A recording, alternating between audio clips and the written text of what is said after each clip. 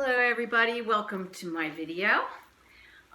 It's another hot day in Texas and it's the first day of school, so I thought it'd be a good time to make a video. And anyway, I have these beautiful roses I wanted to showcase right here for you. These were chosen by our granddaughters, Abby and Alexis, and they're just beautiful. And they've really opened up, and so they make a nice contribution to our chat today.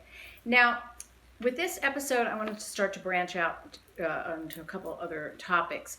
And one topic I probably won't get to it this time, but next video is the subject of how do you put together a home library. And for readers, book lovers, I don't know, maybe you don't really feel you have a home library, you just have a bunch of books, but people do collect books in a certain way, sometimes certain authors, sometimes along a certain theme. And of course, that's how I started this, got started on this task of writing a personal reading history blog, was because I had set myself the task of reading all the books in our home library. So I want to explore that topic coming up, and to that end, I'm going to have some really very interesting guests. So you're going to want to watch next time. First, we have some housekeeping before my main topic of young adult historical fiction. So the housekeeping is I just want to recognize all those people who follow along and watch my videos. And so Sean is the person who is always the number one to see my video as soon as it's up. So Sean, I want to say thank you for that. And as a token of appreciation, I thought you would love to have a steak dinner with Paul and me at our house and spend a little more time with your in-laws. So I thought that would be fun. Next, Sarah. So if you recall, I had put out a request for biographies of figures of the Reformation era, or of the 1500s, 16th century. And I had read this book, Philip of Spain, by Henry Kamen. I found it to be dull, dreary. So Sarah came through with a recommendation that really did come through. And she recalled the name of Walsh. Turns out he's William Walsh. And Mary gave me some help in confirming that he had written a book about Philip of Spain. His books are not easy to find. They're out of print and so very expensive if you do find them. But on Kindle, I found his Queen Isabella, The Last Crusader, and it was a great book, style completely 180 degrees from to the way Kamen writes. Just a lot of imagination, a lot of enthusiasm for the characters. So Sarah, that was a terrific recommendation, which I appreciate. And I think that you already have gotten a very special little gift in the mail. Now, I heard from Gabrielle and Terry. Gabby, our discussion last time of landmark books and reading accurate history, or promoting accurate history to our young people, that jogged Gabby's memory, and she talked about a book about Pocahontas that she had read. And then she and Terry had some fun anecdotes about Bennett Cerf. And Bennett Cerf was the publisher who had initiated the Landmark series. And last but not least is Kathleen. By a funny coincidence, one of the books that I showed last time in the Landmark series was The Pirate Lafitte. And Kathleen had read that book as a youngster, and she remembered it fondly. And so she is now the proud owner of that very landmark book that I had showed you. So I think that's a nice way to wrap that up. So today, I want to talk about historical fiction, because of course that's another great way to read about history. And I just happen to have collected for my home library 3 books of historical fiction for young adults. And the first one is Caddie Woodlawn It's about a frontier girl, as it says, frontier story, a girl growing up in Wisconsin in the 1860s. And here's a little story I'd like to tell you about this book. The author is Carol Ryrie Brink. And when I was a freshman in college, actually the very first couple weeks of college, a bunch of us gals were somewhere in somebody's room, and this is about you. We were in Brooks or Hewitt in one of those weird rooms under the roof where they had packed in about 4 girls, and there was all these weird little windows. And so we're sitting there, my name is this, my name is that. So Anne says, well, my name's Anne Brink. So I had the wise idea to say, oh, Brink, I read a book called Caddie Woodlawn by Carol Ryrie Brink. And Anne said, oh, well, that's my grandmother.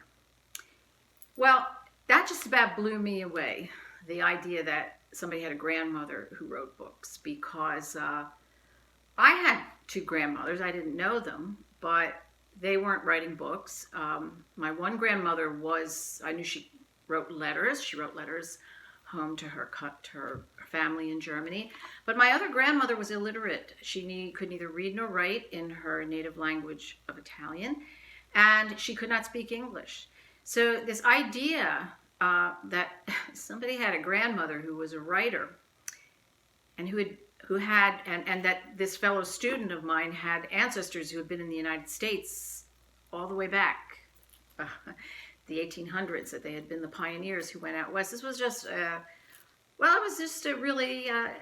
was a really neat basis for getting to know somebody. And I have to say that Anne and I are still friends. And Anne is a lovely person. And she is very clever, and she's a writer herself, and she's an artist and a philosopher and a mother, and she is a wonderful individual. And so I'm happy to tell that little story, and I think that also brings in that some of the themes that we were talking about last time, that we don't want to reframe history. We don't want to feel that we're at some disadvantage in the history of our country. We all have some kind of a role in the formation of the country. We all have some kind of role in history, right?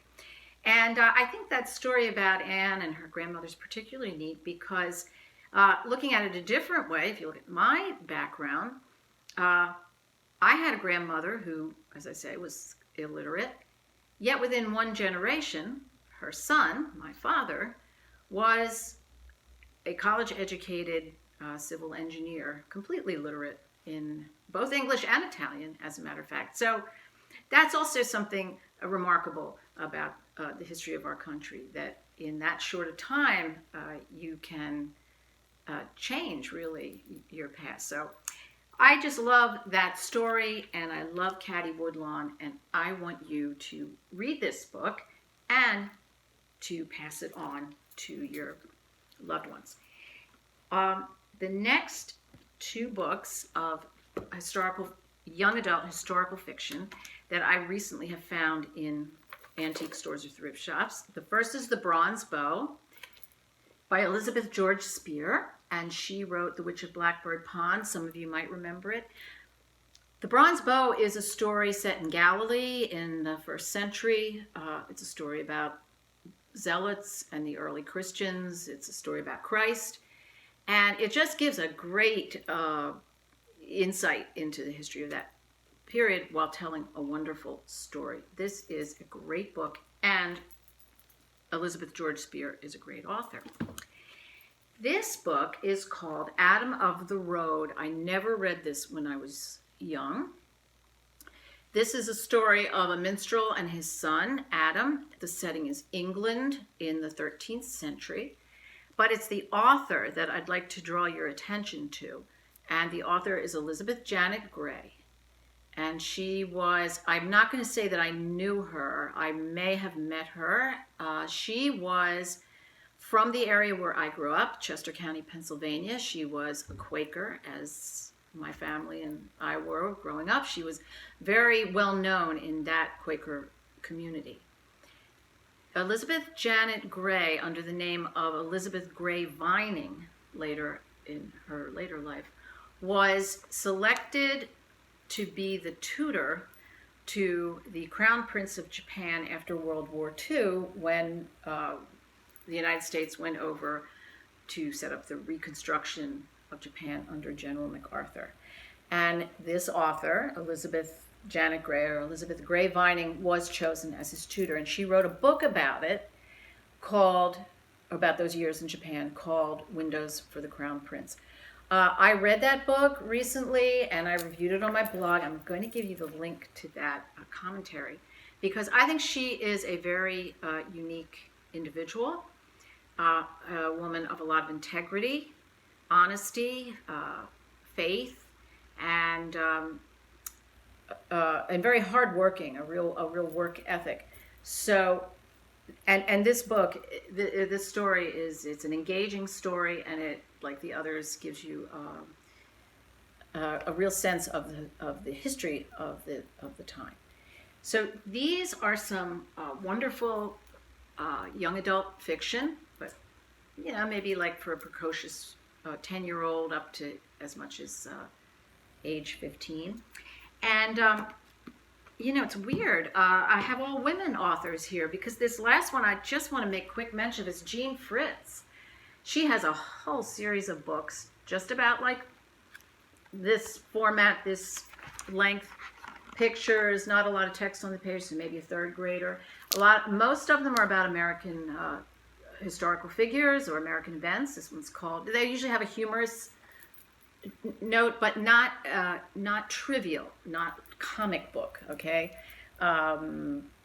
This one's called And Then What Happened to Paul Revere. These are great books to teach history and to read for fun and to learn. Jean Fritz herself wrote this book about her childhood. This is called Homesick. She grew up in China. She didn't come to the United States. She had American parents, of course, who were missionaries. They worked for the YMCA in China, set up a YMCA. And she did not come to the United States until she was, I believe, almost 12 years old. And this is a very, very heartwarming story and a lot of insights told just in a very straightforward way about growing up in China and then how she felt about the United States. I think it kind of explains why all her books were about American history. So I hope I've given you some good ideas of what you might want to think about for your home library or your kids' home library. In the last couple minutes, let me just add, I have found some more really good landmark books in thrift stores. How about this one? The West Point Story. And I have, perhaps lucked out, this is a landmark book. I don't have the dust cover, unfortunately, but inside, I may have lucked out, To California by Covered Wagon, there is a typed and signed letter from the author of the book. And I mean, it's not, remember onion skin? It's a little piece of onion skin. Looks like it was typed on, Corona typewriter. And he signed his name, George Stewart. So I don't know, I may have lucked out and have gotten a signed landmark copy. Well, thanks so much. And thanks to everybody who participates and listens and give me any ideas that you have. And I hope you read some of these really good books. And don't forget, next time we're going to have some very special guests. And we're going to talk about home libraries. So I'll see you then. And thanks for listening.